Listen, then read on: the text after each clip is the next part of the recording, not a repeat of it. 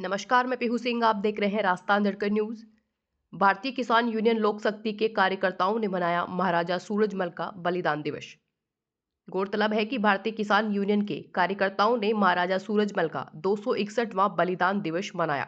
ये प्रोग्राम केरवा जाट के चौधरी चरण सिंह सर्किल पर प्रदेश उपाध्यक्ष शेर सिंह चौधरी की अगुवाई में मनाया गया। जिला प्रभारी सुरेंद्र सिंह चौधरी ने बताया कि किसानों की बहुत सी मांगे हैं, जिनमें मुख्य मांग एमएसपी को गारंटी कानून बनाना और जितने भी किसान आंदोलन में शहीद हुए थे, सरकार उनको उचित मुआवजा दे और सरकार एग्रीकल्चर सिक्योरिटी फोर्स का गठन करें, जिसमें राजू मीणा, पप्पू चौधरी, गौतम मीणा, चौधरी जीतू और भी काफी लोग मौजूद रहे। Bureau report, Jitendra Kumar Yadav.